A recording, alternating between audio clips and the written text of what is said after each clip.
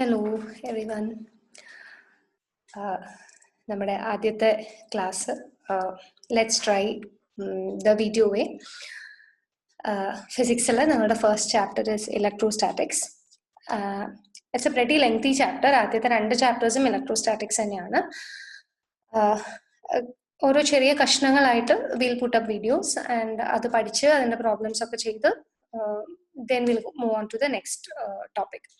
അപ്പോൾ ആദ്യത്തെ topic it's fairly basic electric charges ആണ്. ഞങ്ങൾ 8ാം ക്ലാസ്സിലൊക്കെ പഠിച്ചിട്ടുള്ളതാണ്.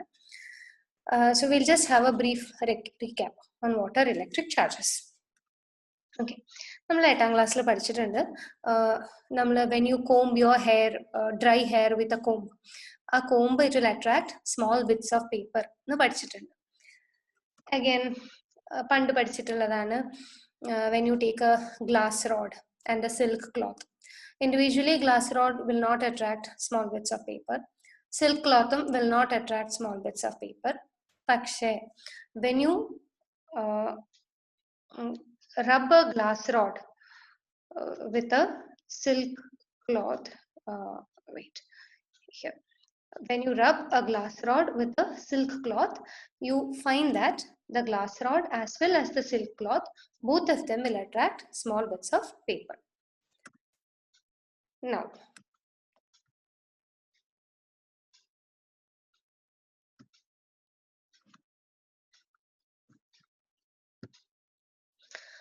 Now consider an ebonite rod. Ebonite എന്ന് പറഞ്ഞാൽ it's a kind of hard rubber like material. Glass rod സിൽക്കിൽ ഉറച്ചപ്പോൾ എന്തുണ്ടായോ അതേപോലെ തന്നെയാണ് എബനൈറ്റ് റോഡിനെ ഫെറിൽ ഉറച്ചു കഴിഞ്ഞാൽ the ebonite rod will attract small bits of paper. Fur will also attract small bits of paper. ഇനി going further, ഇങ്ങനെ നമ്മൾ ഉറച്ചിട്ടുള്ള glass rod, 2 glass rod rubbed with silk എടുത്തു കഴിഞ്ഞാൽ they will actually repel each other. You find that 2 such glass rods will repel each other. Similarly, 2 such ebonite rods which have been rubbed with fur, they will also repel each other. ഇനി തിരിച്ച് ഒരു glass rod സിൽക്കിൽ റബ്ബ് ചെയ്തൊരു glass റോഡിനെ ഫറിൽ റബ്ബ് ചെയ്ത ഒരു എബനൈറ്റ് road കൊണ്ട് നമ്മൾ അതിന്റെ അടുത്തേക്ക് കൊണ്ടുവന്നു കഴിഞ്ഞാൽ they will attract each other. Okay, അപ്പൊ ഇതിന്ന് അന്ന് കാലത്ത് തന്നെ മനസ്സിലാക്കിയിട്ടുള്ള 2 കാര്യമാണ്. ഒന്ന്, ഇലക്ട്രിക് ചാർജ് എന്ന് പറഞ്ഞിട്ട് ഒരു സാധനമുണ്ട്. അത് 2 ടൈപ്പ് ഉണ്ട്, positive charge as well as negative charge. And it was also understood that like charges will repel while unlike charges will attract. എന്ന് വെച്ചാൽ ഗ്ലാസ് റോഡിന് കിട്ടുന്ന ചാർജ് ഒരു ടൈപ്പാണ്, എബനൈറ്റ് റോഡിന് കിട്ടുന്നത് വേറെ ടൈപ്പാണ്. So 2 glass rods will repel while a glass rod and an ebonite rods will attract. Now, ഇനി ഇത് പണ്ട് കാലത്തെ എക്സ്പെരിമെന്റ്സ് ആണ്. ഇപ്പോ നമുക്ക് കുറച്ചുകൂടി വിവരമുണ്ട്, നമ്മൾ കുറേ കൂടിയും ആറ്റമിക് സ്ട്രക്ചറിനെ കുറിച്ചൊക്കെ നമുക്ക് അറിയാം. So now we know that electron എന്ന് പറയുന്ന ഒരു സാധനം it is the basic particle of negative charge. Similarly proton is the basic particle for positive charge. പക്ഷെ പ്രോട്ടോൺ എന്ന് പറയുന്ന സാധനം ന്യൂക്ലിയസിനകത്ത് ഇങ്ങനെ ഫിക്സ് ചെയ്ത് വെച്ചിരിക്കുകയാണ്. സോ പ്രോട്ടോണിനെ ഒരിക്കലും ട്രാൻസ്ഫർ ചെയ്യാനത് എളുപ്പമല്ല. ഇലക്ട്രോൺ ആണ് it is getting transferred from one body to another. So a body gets positively charged not because it gains protons, പക്ഷെ വെൻ ഇറ്റ് ലൂസസ് ഇലക്ട്രോൺസ്. കാരണം പ്രോട്ടോണിനെ ട്രാൻസ്ഫർ ചെയ്യാൻ പറ്റില്ല. So when a body loses electrons it gains positive charge. Similarly when a body gains electrons it becomes negatively charged. അപ്പോൾ ഈ glass റോഡിനെ സിൽക്കിൽ ഉറയ്ക്കുമ്പോൾ now we know that the glass rod is losing electrons and silk is gaining electrons. So glass rod is getting positively charged while silk is getting negatively charged. Electrons are transferred from glass rod to silk. Ebonite റോഡിനെ fur കൊണ്ട് rub ചെയ്യുമ്പോൾ നേരെ തിരിച്ചാണ് ഉണ്ടാവുന്നത്. Electrons are getting transferred from fur to ebonite rod. So ebonite becomes negative and fur becomes positive. ഇനി ഇതുമായിട്ട് ബന്ധപ്പെട്ട് പഠിക്കേണ്ട ഒരു സാധനമാണ് ഗോൾഡ് ലീഫ് ഇലക്ട്രോസ്കോപ്പ് എന്ന് പറയും. So this a small video on that. ഞാനിപ്പോൾ ആ സ്ലൈഡ് ഇടാം and I hope that you will be able to hear the voice and all. So let's try. So please look at the video. Okay.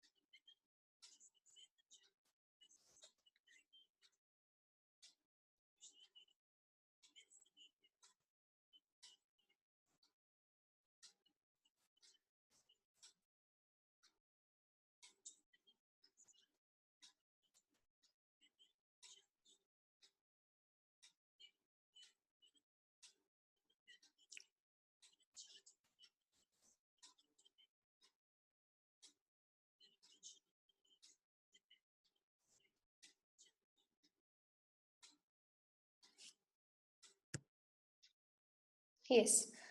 ഇതാണ് gold leaf electroscope. Now you have a diagram here. ഇതാണ് you have this metal rod and you have two gold leaves. Basically എന്താന്ന് വെച്ച് കഴിഞ്ഞാൽ ഒരു charged body, ഇപ്പൊ positively charged ആയിട്ടുള്ള ഒരു ബോഡീനെ നമ്മൾ ഈ നോബില് മെറ്റലിന്റെ നോബില് നമ്മൾ തൊടിയിക്കുകയാണെങ്കിൽ see that charge flows through the metal and it reaches the two gold leaves. ആ ഗോൾഡ് ലീവ്സ് രണ്ടും അടുത്തടുത്തായിട്ട് ഇരിക്കുകയാണ്, തൊട്ട് ടച്ച് ചെയ്തിട്ട് ഇരിക്കുകയാണ്. പക്ഷെ രണ്ടുപേർക്കും ഒരേപോലെ പോസിറ്റീവ് ചാർജ് കിട്ടുന്ന സമയത്ത് അവർ രണ്ടുപേരും they repel each other and they move apart. Negative charged ബോഡിയാണ് തൊടണേ എന്നുണ്ടെങ്കിൽ നെഗറ്റീവ് ചാർജ് രണ്ട് ലീഫിനും ഒരുപോലെ കിട്ടും and the negative charges repel and the gold leaves move apart. So this is a very simple way to detect charge. Exam point of വ്യൂവിൽ ഇതുവരെ gold leaf electroscope ചോദിച്ചിട്ടില്ല, ബട്ട് പ്ലീസ് അണ്ടർസ്റ്റാൻഡ് ദിസ്. ഒരു വളരെ simplified diagram I have given in your notes. അപ്പൊ ആ diagram വരച്ചാൽ മതി. You also have a very simplified explanation in your note, so you can go through that. Okay, ഇപ്പൊ നമ്മൾ ഇവിടെ കണ്ട ചാർജിങ് എന്ന് പറഞ്ഞു കഴിഞ്ഞാല് ശരിക്കും തൊട്ടിട്ടാണ് ചാർജ് ചെയ്തത്. ഇപ്പൊ ഗോൾഡ് ലീഫ് ഇലക്ട്രോസ്കോപ്പില് ഗ്ലാസ് റോഡിനെ കൊണ്ട് നമ്മൾ തൊട്ടു, അല്ലെങ്കിൽ ഗ്ലാസ് റോഡും സിൽക്കും കൂട്ടി നമ്മൾ ഉരച്ചു. സോ ശരിക്കും തൊട്ടിട്ടാണ്, ആക്ച്വൽ ഫിസിക്കൽ കോണ്ടാക്ട് വഴിയാണ് ചാർജ് ട്രാൻസ്ഫേർഡ് ആയത്. This is called as conduction. ഇനി ഇങ്ങനെ തൊടാതെ ചാർജ് ചെയ്യാൻ പറ്റും, അത് നമ്മൾ ഇനി പഠിക്കാൻ പോകുന്നു. That is called as induction. നോക്കൂ, ഇത് ടെക്സ്റ്റിലുള്ള പിക്ചേഴ്സ് ആണ്. എങ്ങനെയാണ് ഒരു തൊടാതെ ഒരു ബോഡീനെ എങ്ങനെ ചാർജ് ചെയ്യാം? So consider that you have two metal spheres here, you call them as A and B. അവരെ രണ്ട് ഇൻസുലേറ്റഡ് വുഡൻ ബ്ലോക്കുമ കയറ്റി വെച്ചിരിക്കുകയാണ്. Now you bring a positively charged glass rod എന്റെ അടുത്തേക്ക് കൊണ്ടുവരാം. അപ്പൊ നോക്കൂ, എയും ബിയും കണ്ടക്ടേഴ്സ് ആണ്, മെറ്റൽസ് ആണ്. അപ്പോ എയിനകത്തുള്ള, അതായത് എല്ലാ ഇലക്ട്രോൺസും, എയിലും ബിയിലും ഒക്കെ ഉള്ള എല്ലാ ഇലക്ട്രോൺസും പതുക്കെ പതുക്കെ ആ പോസിറ്റീവ്ലി ചാർജ് ബോഡിയുടെ അടുത്തേക്ക് നീങ്ങി വരും. അങ്ങനെ നീങ്ങുന്ന സമയത്ത് ഓപ്പോസിറ്റ് എൻഡിന് ചെറുതായിട്ടൊരു പോസിറ്റീവ് ചാർജ് വരും. എയുടെ അടുത്തുള്ള, അല്ലെങ്കിൽ ആ ഗ്ലാസ് റോഡിന്റെ അടുത്തുള്ള എൻഡ് എന്ന് പറയുന്നത്, എ എന്ന് നമ്മൾ കാണിച്ചിരിക്കുന്ന എൻഡ്, അവിടെ നിറയെ ഇലക്ട്രോൺസ് ആയതുകൊണ്ട് അതിന് ചെറിയൊരു നെഗറ്റീവ് ചാർജ് ഉണ്ടാവും. ബിയിൽ നിന്നൊക്കെ ഇലക്ട്രോൺസ് അങ്ങോട്ട് നീങ്ങി പോയത് കൊണ്ട് B has a small positive charge. അത്രേ ഉള്ളൂ. അപ്പൊ electrons attracted by the positively charge body that you bringing here, electrons എല്ലാം മൊത്തം ആ രണ്ട് സ്ഫിയറിലെയും ഇലക്ട്രോൺസ് പതുക്കെ ആ ബോഡിയുടെ അടുത്തേക്ക് നീങ്ങി നീങ്ങി വരും. As A result of which അപ്പുറത്തെ സൈഡിൽ ഒരു പോസിറ്റീവ് ചാർജ് വരും. Now it is very simple. ഈ ഗ്ലാസ് റോഡിനെ മൂവ് ചെയ്യാതെ തന്നെ ഈ സ്ഫിയേഴ്സ് തമ്മിൽ നമ്മൾ അകറ്റി നിർത്താം. ഇനി now you can remove the glass rod. Glass rod remove ചെയ്യുമ്പോൾ ആ ഇലക്ട്രോൺസ് അവരുടെ ഒറിജിനൽ സ്ഥാനത്തേക്ക് തിരിച്ചു പോകാൻ നോക്കും, പക്ഷെ എയർ ഗ്യാപ്പ് ഉള്ളത് കാരണം അവർക്ക് തിരിച്ചു പോകാൻ പറ്റില്ല. Now you remove the spheres, നല്ലോണം ദൂരത്തേക്ക് അകറ്റി നിർത്തി കഴിഞ്ഞാൽ ചാർജിന് ഒരിക്കലും കോൺസെൻട്രേറ്റ് ചെയ്ത് ഒരു ഭാഗത്ത് നിൽക്കാൻ പറ്റില്ല. അപ്പോൾ ആ ചാർജ് ടോട്ടൽ ആയിട്ട് it will get spread out. So one sphere, ഈ കേസിൽ എ എന്ന് പറഞ്ഞ ഒരു sphere becomes negatively charge, B എന്ന് പറഞ്ഞ സ്ഫിയർ ബിക്കംസ് പോസിറ്റീവ്ലി ചാർജ്. അപ്പൊ ഇങ്ങനെയാണ് നമ്മളിവിടെ പോസിറ്റീവ്ലി ചാർജ് ബോഡീനെ നമ്മൾ തൊട്ടന്നില്ല, തൊടാതെയാണ് നമ്മൾ ചാർജ് ചെയ്യുന്നത്. This is an example of charging by induction. ഇനി ഇൻഡക്ഷൻ വെച്ച് ചാർജ് ചെയ്യണമെങ്കിൽ രണ്ട് സ്ഫിയർ വേണമെന്ന് നിർബന്ധമില്ല, ഒരൊറ്റ സ്ഫിയർ ആണെങ്കിലും നമുക്ക് അതിനെ ചാർജ് ചെയ്യാം. ഇത് നിങ്ങളുടെ ടെക്സ്റ്റിലുണ്ട്, അതുകൊണ്ട് I'm not repeating it here. Please go through that. Example 1.1 ആണ്. ഒരു സിംഗിൾ സ്ഫിയറിനെ എടുത്തിട്ട് എങ്ങനെ ചാർജ് ചെയ്യും എന്നുള്ളതാണ്. ഓക്കെ, അവിടെ ഈ എക്സാമ്പിൾ വർക്ക്ഔട്ട് ചെയ്യുമ്പോൾ you will find something called earthing എന്ന് പറയും. എർത്തിയ എന്ന് പറഞ്ഞാൽ എത്രയേ ഉള്ളൂ, ഒരു ബോഡീനെ നമ്മൾ ഭൂമിയിലേക്ക് കണക്ട് ചെയ്യാം. ഭൂമിയിലേക്ക് കണക്ട് ചെയ്താൽ ഭൂമി ഒരു അബ്സോർബർ ഓഫ് ചാർജസ് ആണ്.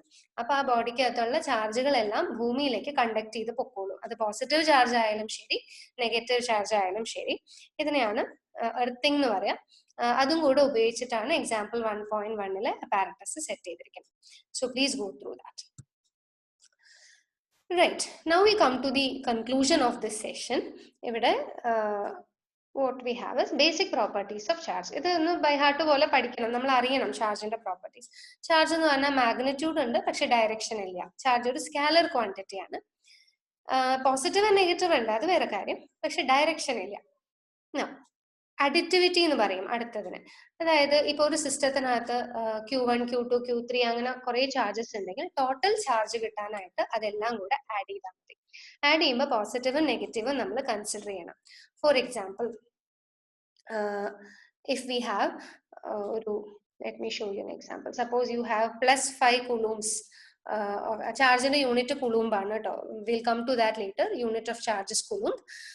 ഇപ്പോൾ plus 5 coulombs ഒരു ബോഡിയിലുണ്ട്, and another body has a charge of minus 3 coulombs, another body has a charge of plus 1 coulomb എന്ന് വിചാരിക്കാം.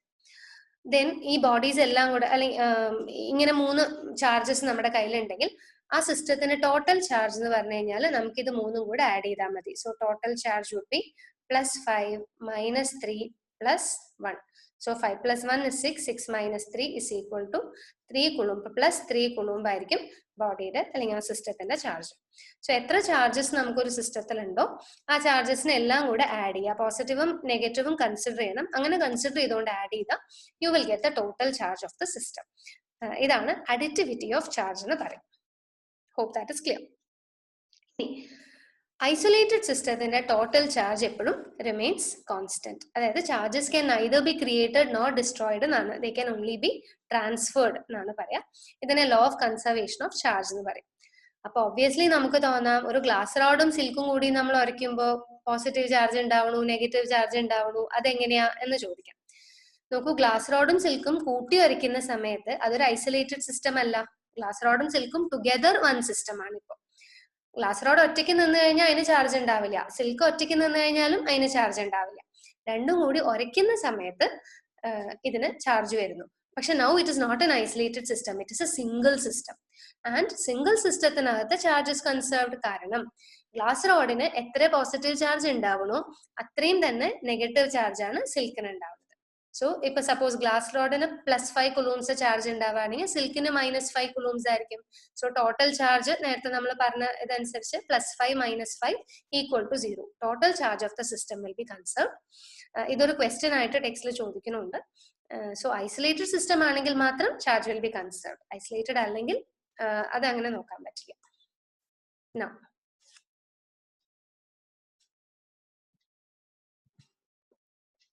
റൈറ്റ്, വളരെ ഇമ്പോർട്ടൻ്റ് ആയിട്ടുള്ള ഒരു പോയിന്റ് ആണ് ക്വാണ്ടൈസേഷൻ ഓഫ് ചാർജ്. നമുക്കറിയാം ഇലക്ട്രോൺ ആണ് ബേസിക് പാർട്ടിക്കിൾ. ഏത് ചാർജ് കൊടുക്കേ വാങ്ങിയൊക്കെ ചെയ്യണമെങ്കിൽ ഇലക്ട്രോൺ യൂണിറ്റ്സ് ആയിട്ടേ പറ്റുള്ളൂ. ഒരു ഇലക്ട്രോൺ കൊടുക്കാം, 2 ഇലക്ട്രോൺ കൊടുക്കാം, വാങ്ങാം, അങ്ങനെ പറ്റുള്ളൂ. ഒരു ഇലക്ട്രോണിന്റെ ചാർജ് എന്ന് പറയുന്നത് 1.6 × 10⁻⁻⁹ coulombs ആണ്. സോറി, ഒരു ഇലക്ട്രോണിന്റെ ചാർജസ് 1.6 × -19 coulombs. അപ്പോ അതിനെയാണ് നമ്മൾ ഇ എന്ന് വിളിക്കുന്നത്. So you can give or take charge അല്ലെങ്കിൽ you can transfer charge only in terms of e. അപ്പൊ any charge that you deal with has to be an integral multiple of e. അത് positive charge ആവാം, negative. കാരണം proton also has the same charge, same value ആണ് പ്രോട്ടോണിന്, positive ആണെന്നുള്ള വ്യത്യാസമുള്ളൂ. So ഏത് ചാർജിനെ നമ്മൾ ഡീൽ ചെയ്യുമ്പോഴും it will be an integral multiple of E. അപ്പോൾ ഒരു ഇ വരാം, അതായത് 1.6 × 10⁻⁻19 coulomb വരാം, 2 × 1.6 × 10⁻⁻19 coulomb വരാം, 3 × 1.6 വരാം. പക്ഷെ 2.5 ഇലക്ട്രോൺ കൊടുക്കാൻ പറ്റുമോ? ഇല്ലല്ലോ. സോ സപ്പോസ് ഇപ്പൊ ഞാൻ പറയാണ് I need A charge of 3 sorry So suppose I say that I need a charge of 3 × 10⁻⁻19 coulomb charge വേണം എന്ന് ഞാൻ വാശി പിടിച്ചാൽ എനിക്ക് ആ ചാർജ് കിട്ടാൻ പോകുന്നില്ല. കാരണം എന്താ? ഒരു ഇലക്ട്രോൺ ആണെങ്കിൽ ചാർജ് 1.6 × 10⁻⁻19 coulomb ആണ്. 2 ഇലക്ട്രോൺ ആണെങ്കിൽ 2 × 1.6. So next possibility is 3.2 × 10⁻⁻19 coulomb. ഇനി ഒരു ചാർജ് വേണമെങ്കിൽ that will be 3 × 1.6. So 4.8 × 10⁻⁻19 coulomb. ഇങ്ങനെ നമുക്ക് ചാർജസ് കിട്ടുള്ളൂ. ഇതിന്റെ ഇടയിൽ 3 × 10⁻⁻19 അല്ലെങ്കിൽ 3.7 × 10⁻⁻19 അങ്ങനത്തെ വാല്യൂസ് ഒന്നും നമുക്ക് കിട്ടില്ല. whatever charge you have will definitely be an integral multiple of the basic unit of charge. Okay.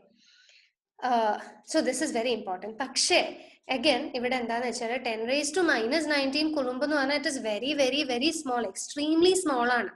അതുകൊണ്ട് സാധാരണ നമ്മൾ ഡീൽ ചെയ്യുക 10⁻⁻9 coulomb, 10⁻⁻12 എങ്കിലും ഒക്കെ ആയിരിക്കും. 10⁻⁻19 coulombs നമ്മൾ ഡീൽ ചെയ്യില്ല. സോ നോർമലി 10⁻⁻12 എന്നൊക്കെ പറയുമ്പോൾ ഇറ്റ് ഇസ് 10⁻⁻19 into 10⁻7 times ആണ് ആ വാല്യൂ. എന്ന് വെച്ചാൽ we always deal with charges which are much greater than the electronic charge. അപ്പൊ അതുകൊണ്ട് നമ്മൾ ഉദ്ദേശിക്കുന്ന എന്ത് ചാർജും നമുക്ക് കിട്ടും.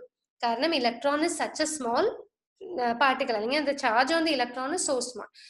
Let me give you an example. ഇപ്പൊ നമ്മൾ അരി വാങ്ങിക്കാൻ പോവാന്ന് വിചാരിക്കും. അരി എന്ന് പറയുന്നത് ഒരു പാർട്ടിക്കിൾ ആണ് അല്ലെ, അരിമണികളായിട്ടാണ്.